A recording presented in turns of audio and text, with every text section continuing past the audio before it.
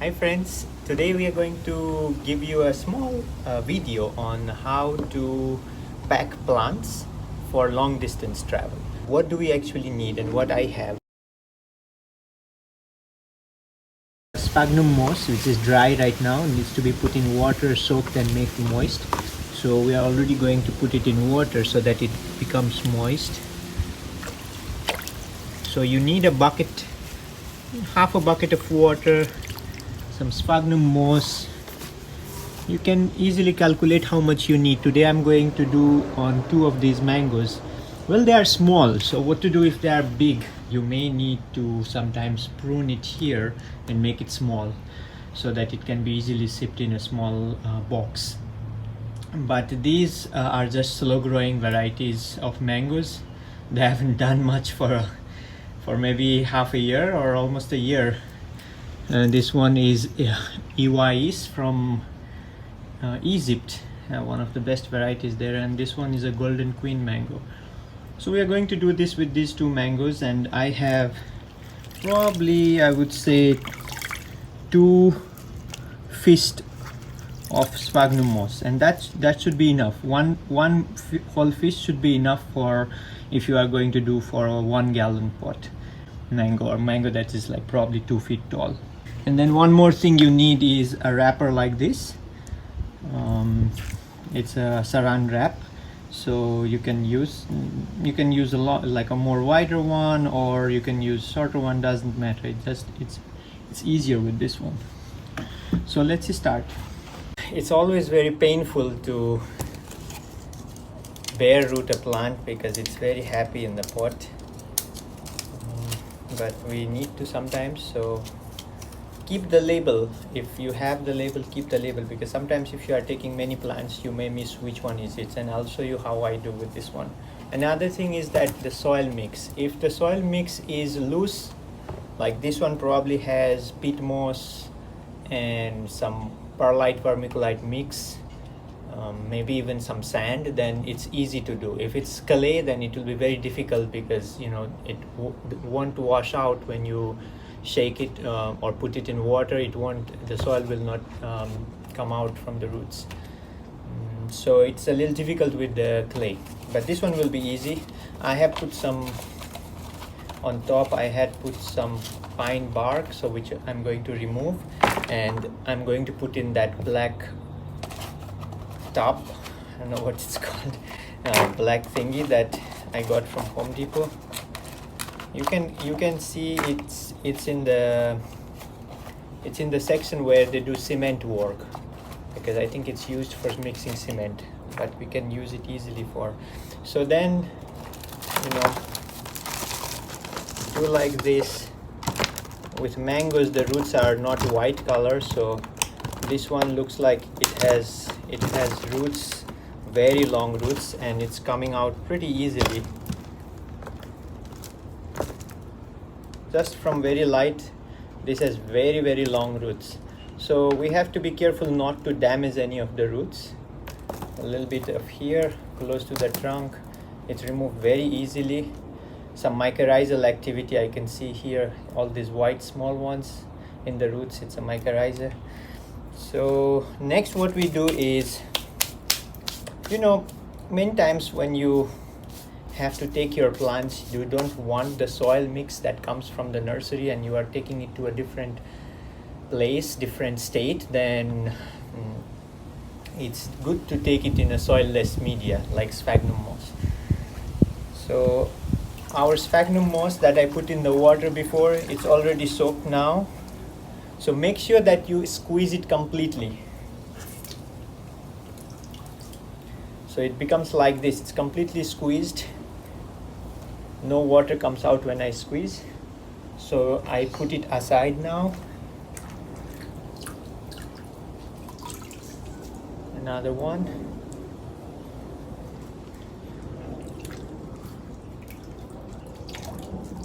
So I take it out all. Now I can use the same bucket to soak these roots in water for a while.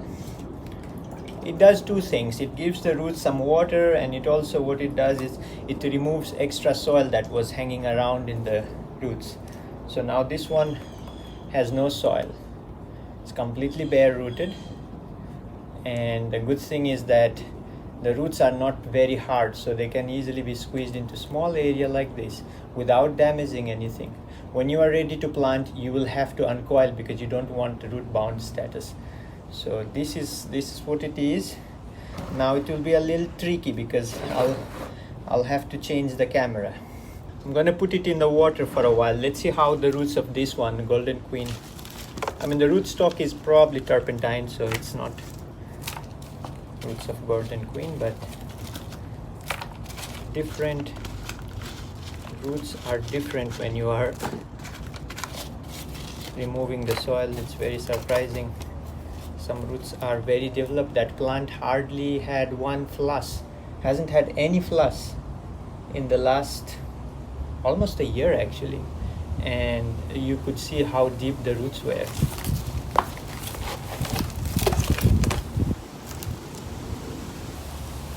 This one has a different mixture. That's interesting. Lots of crushed pine barks inside in the soil, and lots of mushrooms growing as well, small mushrooms.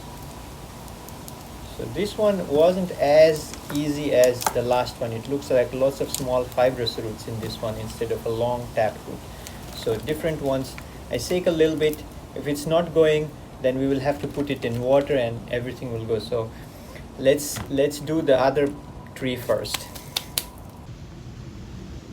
So the way I do is, this is the peat moss that's already wet. It's been in water for a while, but it's been squeezed so that there is no extra water in it, and it's very important that you do that. And you place the mango here, make sure that it stays inside and all the roots are in, and then I'll need an extra hand now. What I do is I slowly turn it around and then put peat moss all around and make it into a ball, and then I start wrapping. So I have already wrapped this one all around, and still I have a lot of sphagnum moss left. So this much sphagnum moss is just one fist, and with one fist you can easily do a small tree. So now I will be using the SARAN wrap to start wrapping with my right hand. So I'm holding it with the left hand, and with the right hand I'll start wrapping. So this is how I'm wrapping. You can see here.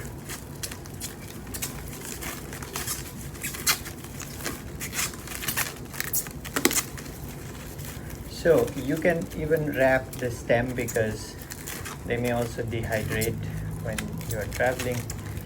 So, and some people might cut all the leaves like this to half. If you have a lots of leaves, you may even trim some branches, leave some leaves and some cut into half. This one I want to leave because the most important thing about this thing is not how you wrap and how they travel. More important is what you do when you already reach the destination and you want to plant them, because many plants have died from root rot by overwatering, because we are worried, like we just brought it, got into shock, it has to be overwatered. But be careful, all that water has to somehow get evaporated through the leaves, and if the leaves are not there, the roots won't be able to, the plant won't be able to get rid of the extra water, and eventually ends in getting root rot, and the tree will die and people get surprised. So I've been watering, I kept in the shade. It was told to keep in the shade, it was told to keep it hydrated. What happened was you should never water. First, in the beginning, you have to put in a moist soil, not wet soil, and cover it with a bag and make it airtight so that there is no moisture leakage. Airtight meaning a big plastic bag with a rubber band at the bottom where in a pot, so that the humidity is also there. So when you start seeing new buds coming out, then check the soil, maybe it's still moist or wet. Once your leaves are more looking like this, and not like, you know, just came out, not like very new leaves, then it's safe. Because I have I have killed trees thinking now it's out of danger, and I put water, but unfortunately the leaves were not hardened enough. So you will need to have the leaves dark green color and thick. That way they are hardened and they can easily facilitate in removing the extra water that you will put. Okay, so this is done. You can this is ready for either shipping or taking. It has enough moisture in it, no worries. So it's the same formula with this one. This is a little difficult one. So what I will do is I'll first put in the water for a while. Remember that bucket of water that we had? We'll put the whole thing in water. You can shake a little bit the tree. So we put it in water and it's going, but it's not. If you put your finger a little bit, making sure that you do not damage any roots, you'll see the soil mixture was completely different. This one has more of like a wood dust, looks like. Very strange mixture, but this has created a more fibrous root system compared to the other one that created a long tap root, almost a meter long tap root. This one is holding on to the mixture very well because of the fibrous kind of root system. But we'll find out how the root looks. Eventually this whole thing will dissolve. You just have to have more patience with this one. Same thing with clay. With clay it is more difficult.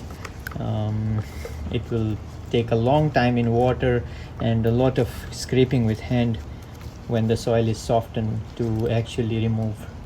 But clay, once it's moist, it's like a paste, so it comes out pretty easy, but it takes a long time to get moist. Mangoes do not like to be bothered with roots. In my avocados, more like it's really difficult to actually make an avocado survive after bare rooting, because it has very tight requirements for the moisture of the soil. Higher chances of root rot. Mangoes are more forgiving. So you can see it's a very strange looking, but it's lots of small pine barks, and that's causing a very fibrous looking. Look how fibrous this root system is. Okay, I'm gonna hold here for a while, but what I will be doing is I'll be dipping in the water, taking it out, shaking a little bit, and slowly we'll take all the remaining soil or soil mix out of here. So I have spread the sphagnum moss like this, and then I'm gonna put the tree on top. Then I have a little bit of extra, so once I wrap this around and make a ball, if any place it's missing, I can put this extra.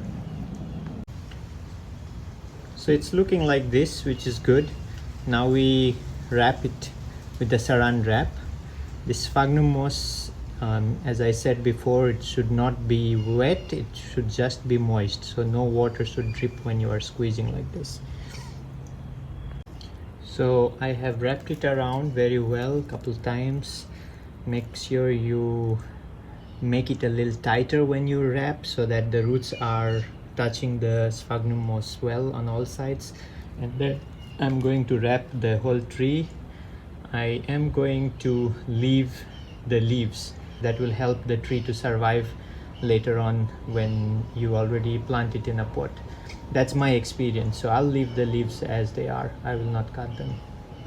If you remember, I was talking about the label, not to throw the label, because when you are wrapping it, you can wrap the label together with it. So here we have this plant.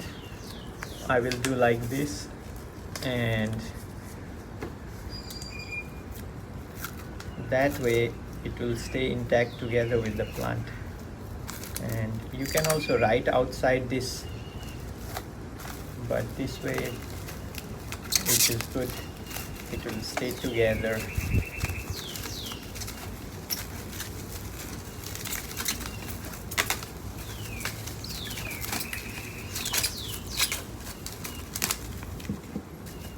like this, and we are ready to take it.